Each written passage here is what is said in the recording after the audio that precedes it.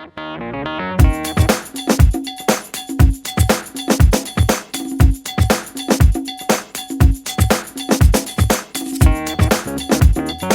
la veille de la commémoration de l'anniversaire de la Révolution du 26 mars, le groupe patronal de la presse écrite, en collaboration avec la Maison de la Presse, a décidé d'organiser une série de débats pour informer et éclairer les Maliens. Le présent débat est le début d'une série de débats. Nous avons invité beaucoup de personnalités. Nous avons fait des bandeaux pour inviter les démocrates.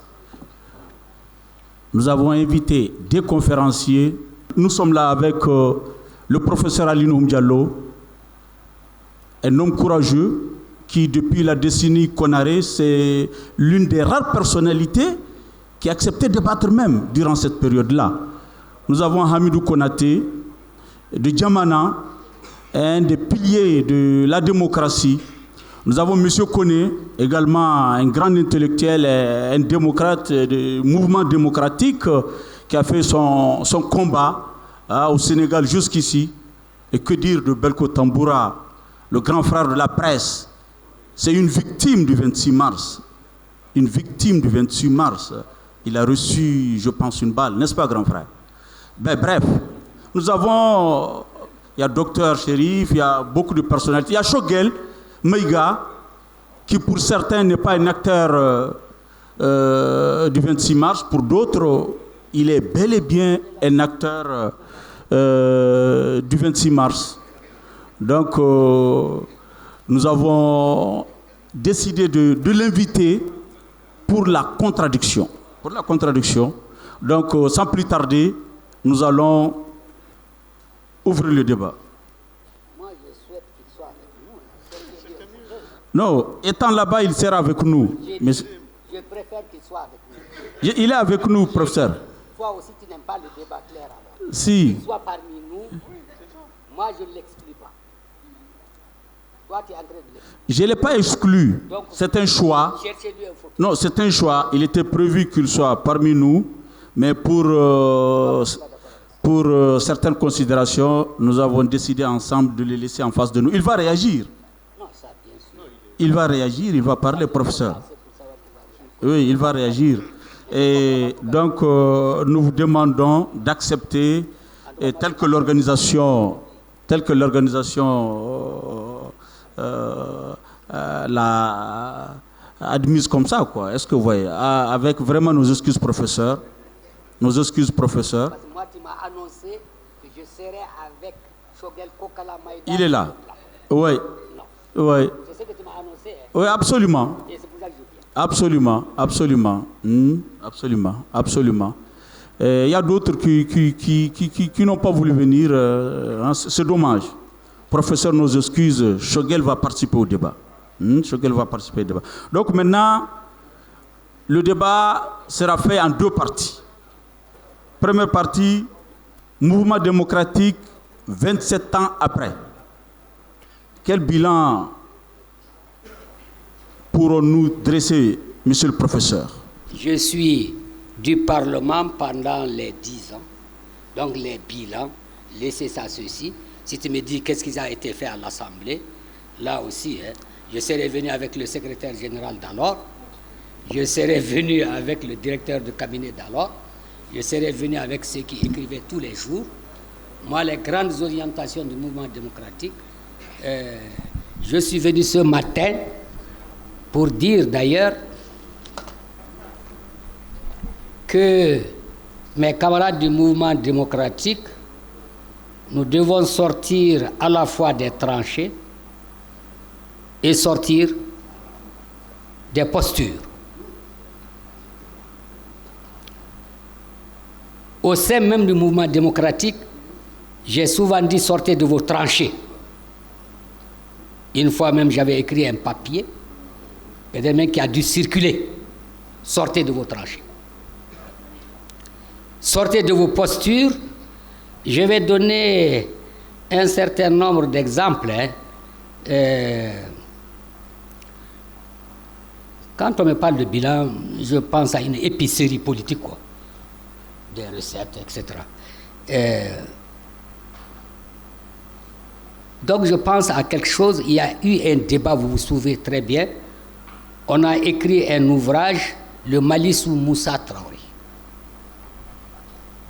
Et dans cet ouvrage, quand j'ai lu la liste des participants et des auteurs, j'ai dit tiens,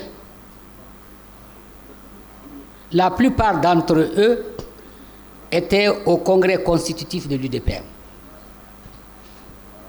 Et je note que beaucoup d'entre eux étaient souvent en train de me croiser chez le grand chef du mouvement démocratique, Abdraman Baba Touré.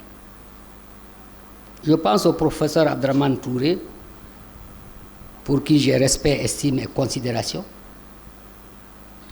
Je pense à Omar Isiaka Ba. Lui, j'affirme même qu'il était avec nous dans la bataille de la démocratie. Je ne rentrerai pas dans les détails. Je pense à mon frère Tibril Diallo, mon vieux. Combien de tracts nous avons rédigés ensemble étant étudiants. Et ici même, le premier RPM, regroupement des patriotes maliens, là, il a été plus ou moins incriminé parmi ceux qui ont donné soit du papier, soit ceux qui ont donné ceci. Donc très souvent, on trace des cloisons. Vous savez que nous, on nous appelle les entristes. C'est connu. Nous avons infiltré tout l'appareil des Choguel. Hein. Et nous savions ce qui se passait. Choguel lui-même ici assis, c'est pour ça que je tenais à ce qu'il soit là. Probablement, si la lutte s'était prolongée, il aurait rejoint beaucoup d'entre nous en prison. Hein. Donc, je dis, il faut mieux arrêter très souvent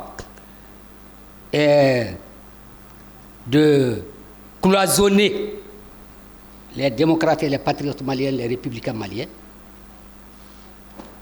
ceux qui ont fait une longue lutte dans ce pays-là savent qui est qui.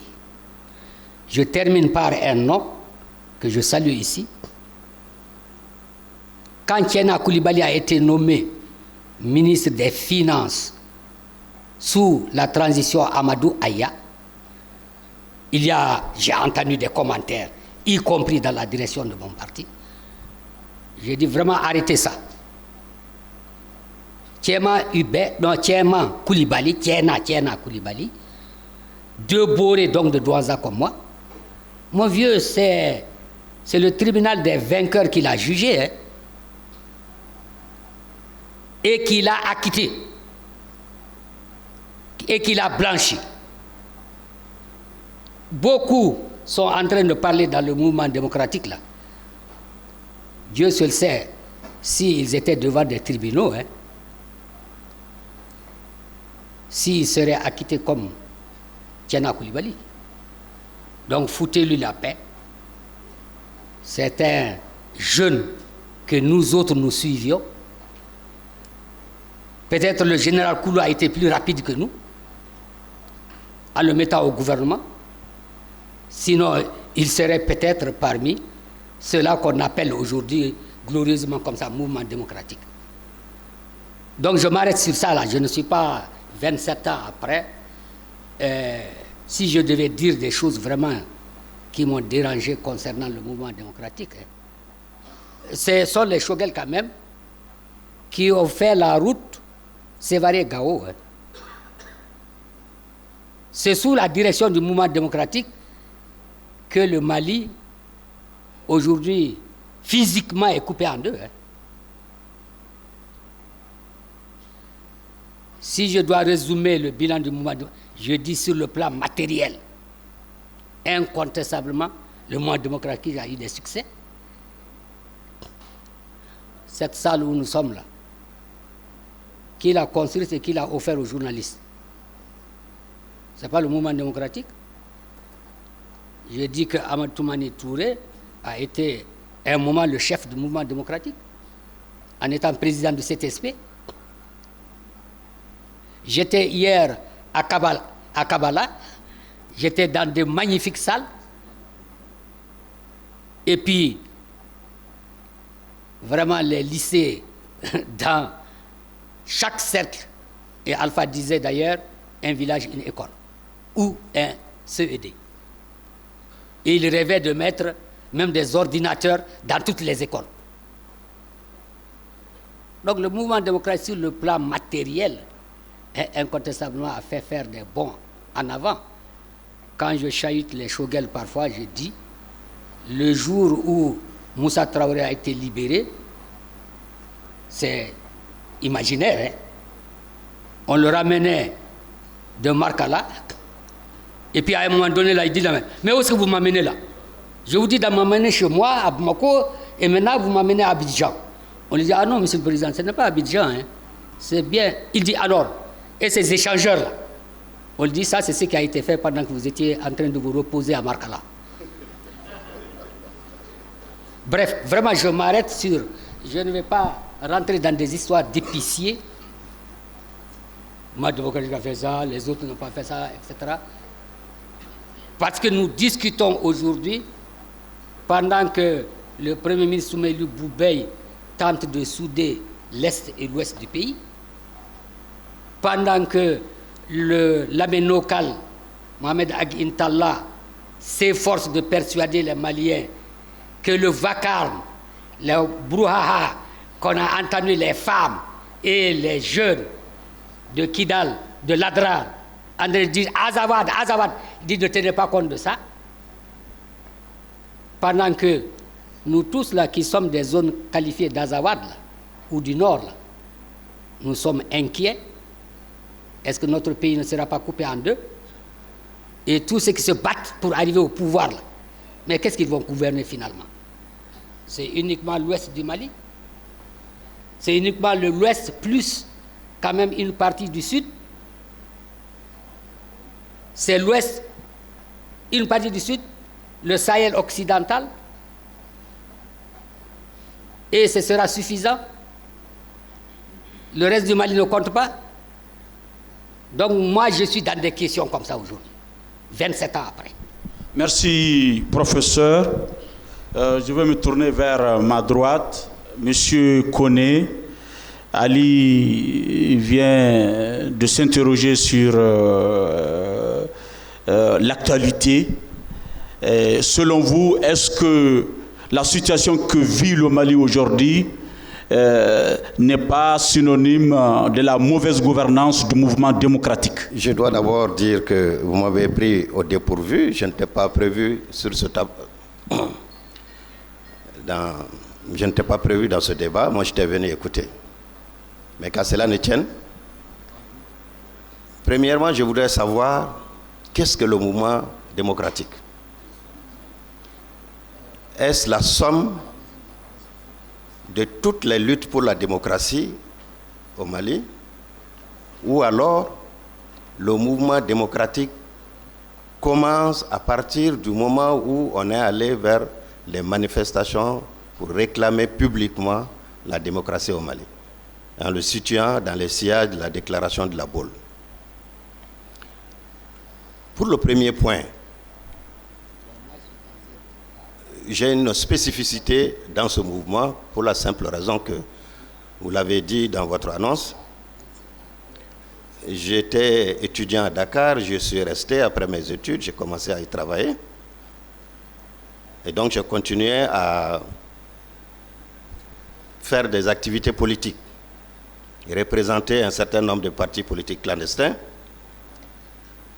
et travailler avec des hommes d'envergure comme Ibrahim Ali, qui était vraiment mon ami, travailler auprès des hommes comme Victor Sy, et en cherchant à organiser l'ensemble des patriotes maliens à ce moment.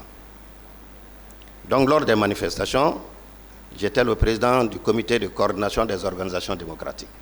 Cela dit, est-ce que toutes ces luttes-là rentrent dans le mouvement démocratique? Je n'en sais rien. Mais alors, si je reviens au mouvement démocratique tel que connu, des manifestations pour le départ de la dictature de l'époque, je dois dire qu'il nous faut, pour mieux nous situer, définir quels étaient les objectifs du mouvement démocratique. Pour parler de bilan, il faut savoir qu'est-ce qu'on voulait. Ce que j'ai compris, nous voulions la liberté d'expression, la liberté d'association, la liberté, la démocratie, le respect des droits de l'homme. Le multipartisme est un aspect de la liberté d'association. C'est ce que nous voulions. C'est ce pourquoi nous nous sommes battus. De ce point de vue, si c'est ça l'objectif fondamental du mouvement démocratique, le mouvement démocratique vit, il a réussi, il a fait ce qu'il devait faire. Maintenant, à partir du moment où le mouvement a pu instaurer la démocratie, la liberté d'expression, toutes les libertés au Mali, le bilan qu'il faut dresser, ce sont les acteurs, à partir des partis politiques qui sont arrivés au pouvoir, qui doivent nous faire leur bilan, qui n'est pas forcément le bilan du mouvement démocratique. Parce que l'ensemble des éléments du mouvement démocratique ne se retrouvaient pas dans ces partis. Il y a comme une confusion de ce point de vue au Mali, où on prend tel parti, de telle année à telle année, voilà le bilan du mouvement démocratique. Que des éléments du mouvement démocratique s'y trouvent, même des éléments majeurs, j'en conviens. Mais cela ne peut être fondamentalement et essentiellement le bilan du mouvement démocratique. C'est un débat peut-être que je lance, que j'ouvre, mais il y a des bilans auxquels personnellement je ne saurais m'associer. Parce que n'étant pas partie prenante de cette époque ou de cet exercice, je ne peux répondre que de ce que je crois avoir participé à un niveau modeste, certes, mais fondamental pour moi, parce que ça m'a donné de m'exprimer, de dire ce que je pouvais faire. Globalement, si nous prenons tous les acteurs du mouvement démocratique dans quelques partis politiques qu'ils soient, je pense que tous les jeunes qui avaient 25 ans en 1991, ou 31 ans ou 30 ans, qui étaient dans la trentaine, qui avaient tout simplement une vision, une expérience de la sous-région. Comment le Mali était perçu, comment les Maliens étaient perçus, comment le Mali était traité, comment les Maliens étaient traités, peuvent comprendre facilement quel bond notre pays a fait. Je le dis, je n'ai étudié qu'en Afrique, qu'avec des étudiants africains. Tous les pays qui nous entourent, je sais comment nous étions par rapport à eux. Et si nous regardons le Mali aujourd'hui, qu'il s'agit des infrastructures de base, qu'il s'agit même du système d'organisation de la santé, je ne dis pas qu'il n'y a pas de faiblesse. Il y en a. Il y a même des choses stressantes, déprimantes. Qu'il s'agit de l'école. On a parlé de lycée. Il y avait combien de lycées avant le mouvement démocratique? Il y avait combien de CESCOM? Est-ce qu'il y en avait? Pas du tout. Le système d'organisation par CESCOM, tel que nous connaissons jusqu'à l'hôpital national, est presque unique en Afrique de l'Ouest. C'est un exemple. Je peux le dire. On n'a jamais pensé que des Sénégalais pouvaient venir prendre des exemples ici, au Mali, sur tel ou tel aspect, y compris la mise en place d'une administration digne de ce nom, après ce qui s'est passé au lendemain du 26 mars. Il y a eu des avancées. Il y a eu beaucoup d'avancées.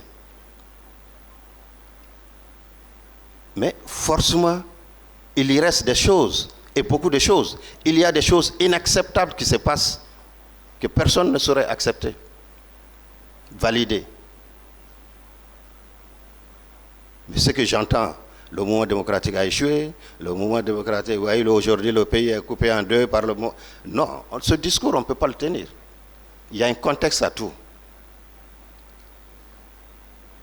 Le défi auquel nous sommes confrontés aujourd'hui, il n'y a que le mouvement démocratique qui a été confronté à ça. Avant, il n'y avait pas ce défi. Il n'était même pas perceptible, ni pour nous en tant qu'Africains, même pour d'autres.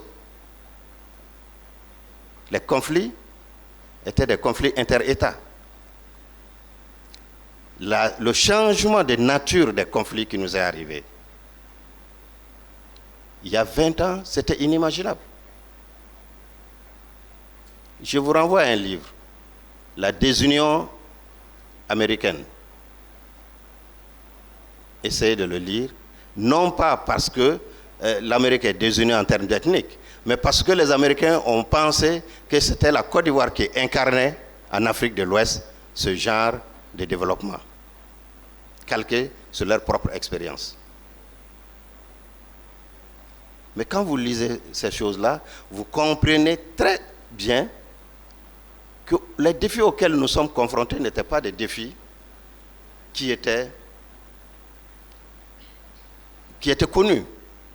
Il a fallu aux acteurs du mouvement démocratique, dans quelque partie qu'ils soient, de les gérer, souvent avec un patrimoine en termes de ressources humaines extrêmement tenu, pour ne pas dire plus. D'accord, monsieur Koné. Nous y reviendrons. Belko Tamboura, vous étiez en 1991 parmi les journalistes qui ont combattu la dictature. Aujourd'hui, la liberté de la presse est une réalité avec ses faiblesses. Est-ce que la presse malienne a joué sa partition et continue encore de jouer sa partition? Merci beaucoup et bonjour à tout le monde. Moi, Chana, je crois que je vais commencer d'abord par me féliciter que les journalistes, parce que je vois dans cette salle en majorité des journalistes, aient pensé d'une façon ou d'une autre, notamment sous la forme d'un débat, à commémorer le 26 mars. Parce que moi je crois que cet acte-là restitue la presse malienne dans son rôle dès le départ, c'est-à-dire avant le 26 mars. La presse malienne, je suis donc très heureux de savoir que les journalistes maliens, à travers cet espace de débat, se disent encore qu'ils ont des rôles et des responsabilités en matière de démocratie, et je salue pour ça les organisateurs de ce débat. Ceci étant dit, ou bien permettez-moi de poursuivre un peu pour marquer, en tout cas nous, ce qui était notre rôle avant le 26 mars, parce qu'on était sur le terrain avant le 26 mars. Nous, journalistes à l'époque,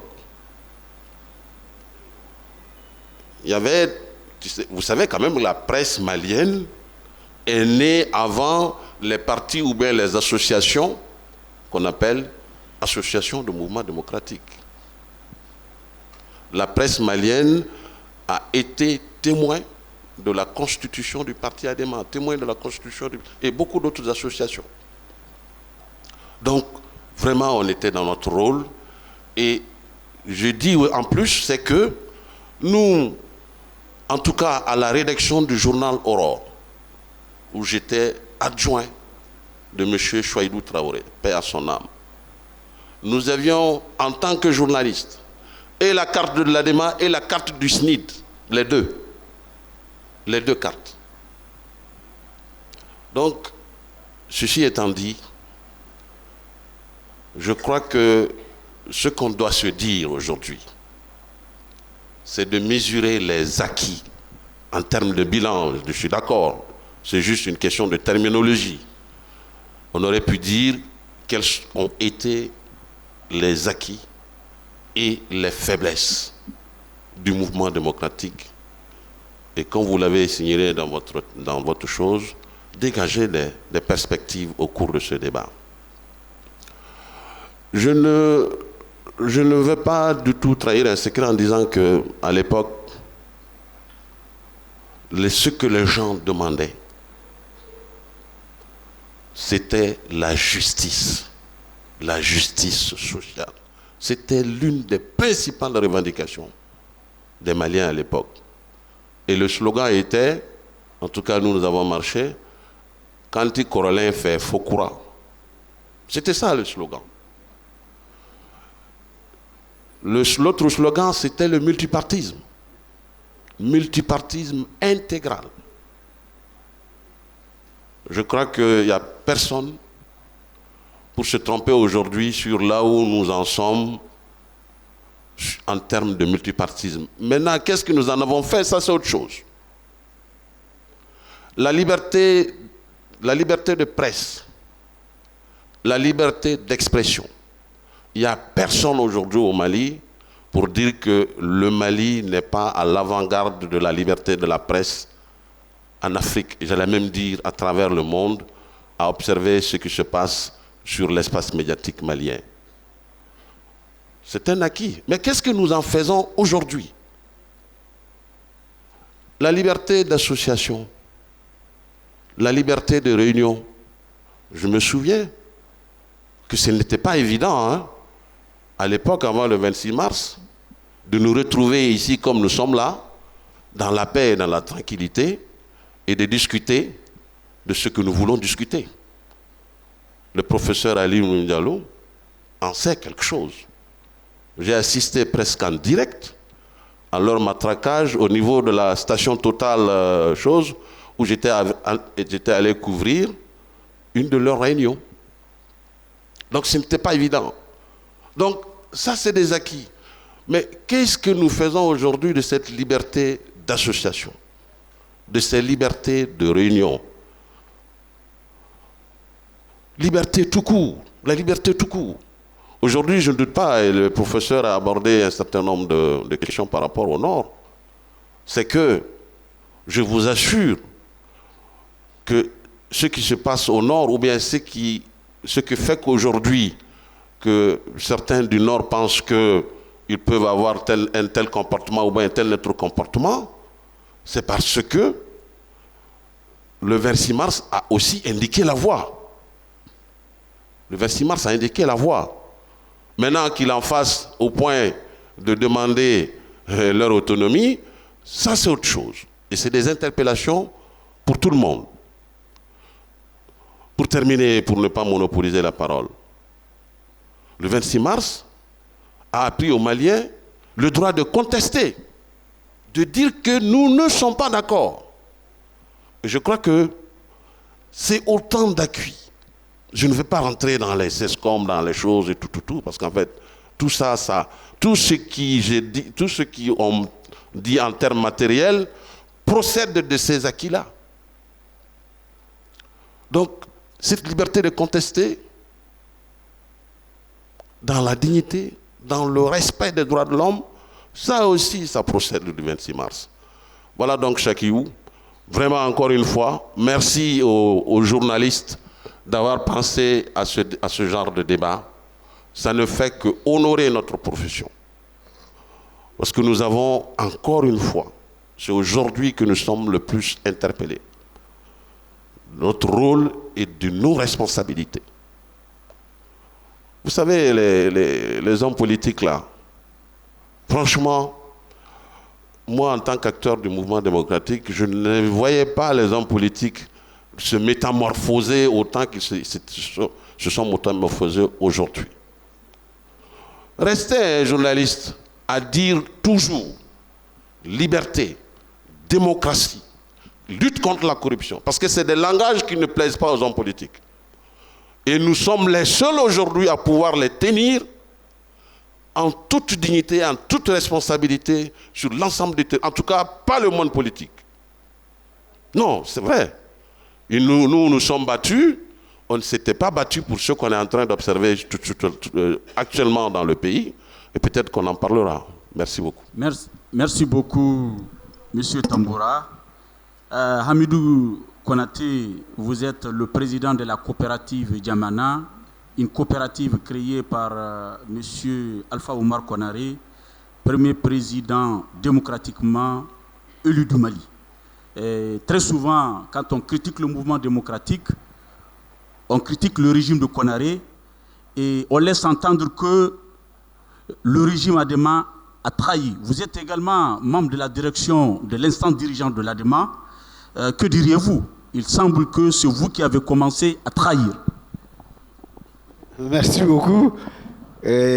Non, c'est bien que les gens pensent comme ça.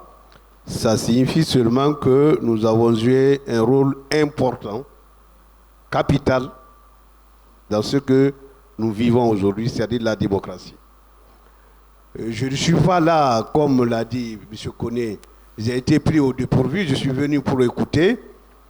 Si on m'avait invité comme débatteur, et si je savais que les questions se porteront sur l'ADEMA, et encore plus sur le régime sur l'ADEMA, le parti ADEMA, PHJ, ou encore plus sur le régime de Alpha Oumar Konaré, j'allais me préparer.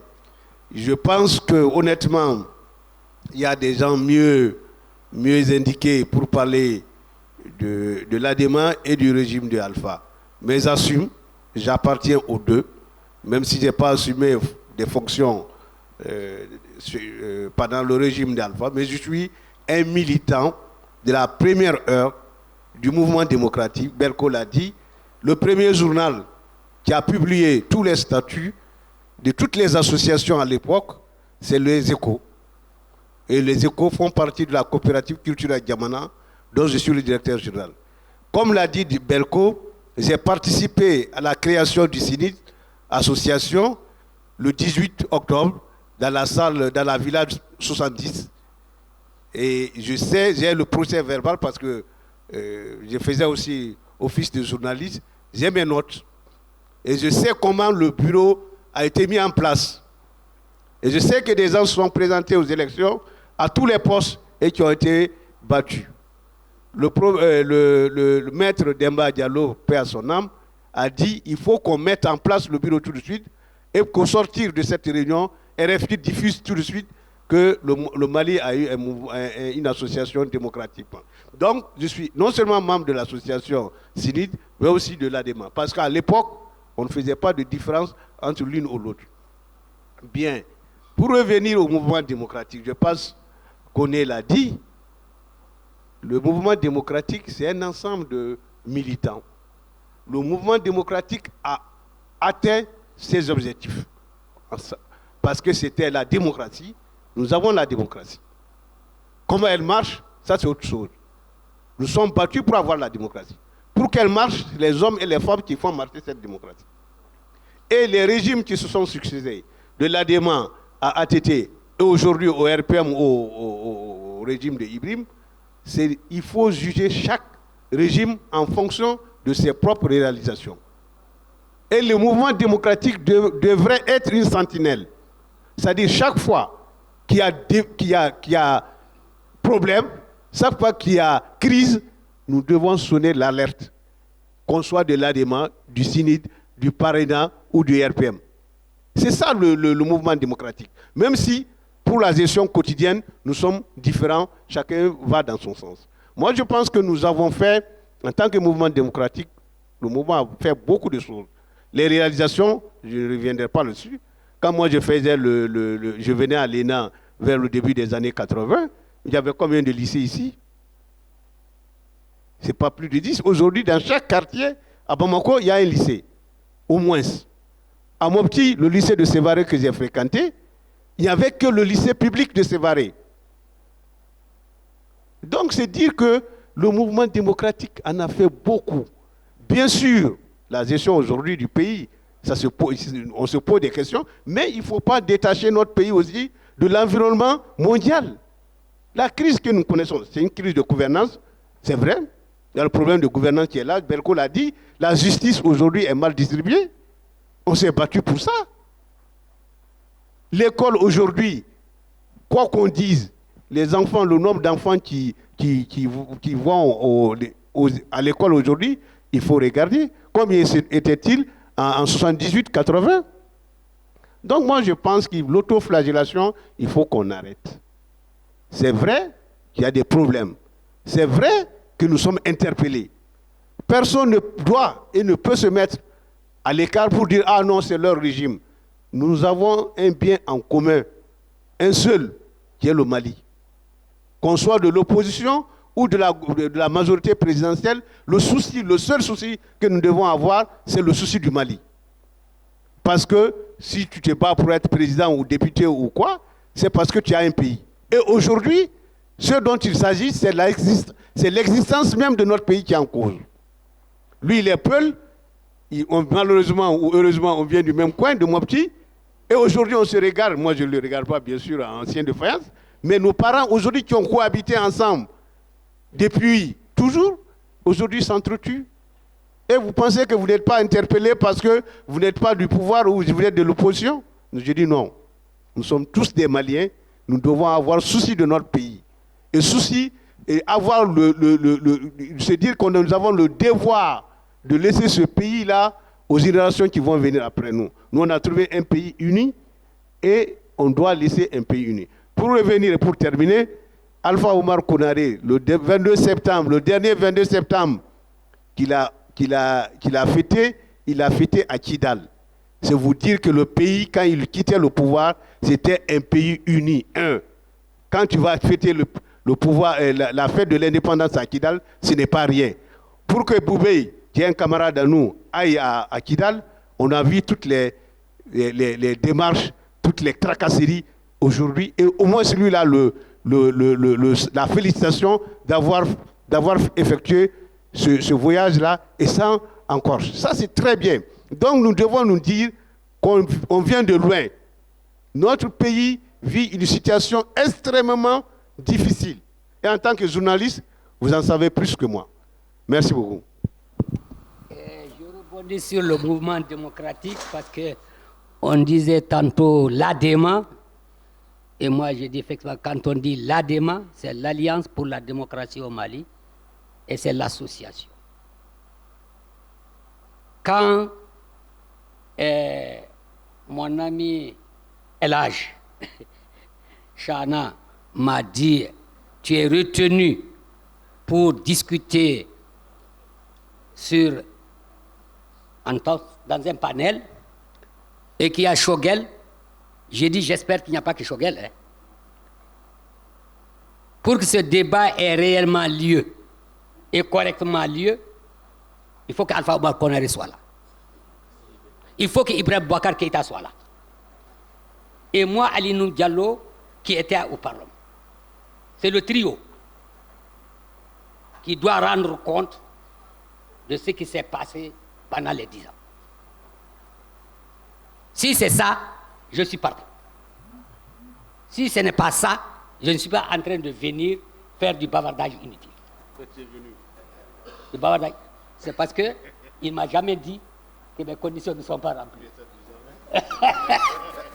Tu comprends? Tu comprends? Donc, je suis conscient d'une chose. En tant que mouvement démocratique, nous sommes redevables devant le peuple malien. Et je salue effectivement les journalistes. J'ai toujours l'habitude de dire le coq chante, le jour paraît. C'est comme ça un poème. Et le coq qui a chanté, ce sont les journalistes. Le jour a paru. La lumière dont nous avons bénéficié, les journalistes sont pour beaucoup. Ce n'est pas la première fois que je le dis. Ce n'est pas la première fois que je le dis. Et la liberté de contester dont Belko a fait état, c'est un acquis énorme tous ceux qui ont cru à un moment donné que le mouvement démocratique, organisation de veille, sentinelle de la démocratie, va laisser faire, s'ils s'amusent à aller au travers de la démocratie, nous ont trouvés sur leur route. Tous, autant qu'ils sont. Tous ceux qui ont essayé de manipuler les constitutions, de pouvoir le plus intelligemment possible avoir un troisième mandat, tous nous ont trouvés sur leur chemin. Quand je dis nous ont trouvés, en tout cas l'Alliance pour la démocratie au Mali, Association Adema. Qui a tenté d'avoir un troisième mandat au Mali? Ça, je n'en sais rien. Tous ceux qui ont tenté, tu es journaliste, tu connais tout ça. Je ne suis pas venu ici pour un ballon de ping-pong. Ce n'est pas pour rien que j'avais dit qu'il faut qu'Ibeka soit là. Parce qu'il est redevable de la gestion pendant 6 ans en tant que Premier ministre. Il est redevable aujourd'hui bientôt de 5 ans. Donc il est plus redevable vis-à-vis du peuple malien même que Alpha Oumar Konaré qui n'a fait que 10 ans. Lui au moins, il a bientôt, si tu veux, de gestion, hein, il a bientôt 11 ans. Donc il faut absolument, dans cette affaire, je dis, sortir des tranchées, sortir des postures, sortir de l'esprit un peu de clan, de coterie, de etc. Je suis pour un tel, je suis un père tel, pour être objectif. Pour être objectif. Et c'est ça qui manque. En tout cas, l'Alliance pour la démocratie au Mali, vous l'avez vu, tout comme elle s'était opposée à la réforme, à la révision constitutionnelle sous Ahmad Toumani, elle s'est opposée sous Ibeka. Donc ce n'était pas un problème de personne. Hein. C'était un problème de principe, parce que nous avons estimé que nous sommes une institution de veille. Lorsque on s'est mis à vous tabasser ici, toi, Chana, mon ami le Malinké Keïta, et Saouti Haïdara, et nous tous, on était dehors. Hein. Abdraman, oui, c'est lui, mon ami le Malinké. Tous, on est sortis. On a dit ça, c'est pas possible. Nous vivons. Et Claude Verlon et Ghislaine Dupont, assassinés ici, à Kidal, on a vu tous les vieux de la vieille. Hein. L'Alliance de la démocratie était là. La Commode était là. Les organisations étaient là. Donc, ce que le mouvement démocratique a commencé depuis le 30 décembre 1990, le mouvement démocratique l'a continué. Il veille. Donc, il faut seulement, maintenant, les gestionnaires, le jour où vous voudrez que les gestionnaires viennent rendre compte, alors en ce moment, ayez le courage d'aller appeler Alpha, d'aller appeler Ibeka, d'aller m'appeler. Nous tous qui avons géré, qui avons voté les lois pour qu'ils puissent gérer, appelez-nous tous. Et on vient, effectivement. Et puis là aussi, quand on parle, c'est en vue de construire l'avenir. Aidez-nous à les inviter. Vraiment, nous aussi. Non, aidez-nous, c'est vous les journalistes. Moi, tu m'as fait venir, non? Pourquoi tu ne fais pas venir les autres? Bon, je m'arrête là, vraiment. Arrêtons de dire, on a échoué, on se lamente, on fait ceci, c'est le mouvement qui a cassé l'armée, c'est etc. C'est nous qui avons cassé l'école, c'est nous qui avons cassé. Vraiment, un de ces 4 matins-là. Ça aussi, moi j'avais déjà fait ma part. Hein.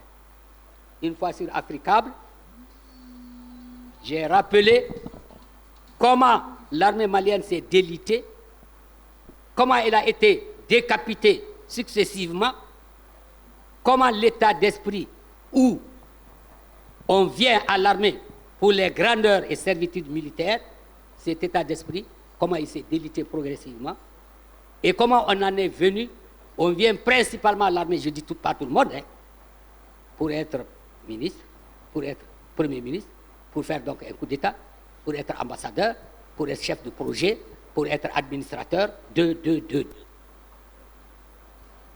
C'est un esprit qui est né. Les officiers les sous-officiers de valeur qui sont morts à Taoudeni, qui sont morts à Kidal, qui sont morts un peu partout.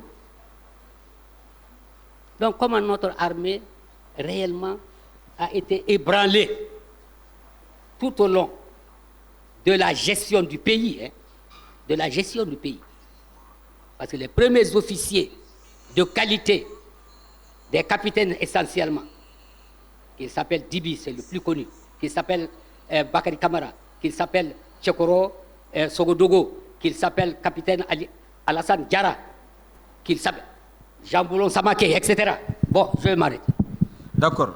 Merci beaucoup, monsieur le professeur Alinoum Diallo. Après ce premier tour de table, je souhaite 2 réactions au niveau de l'assistance. Après, on revient pour un second tour.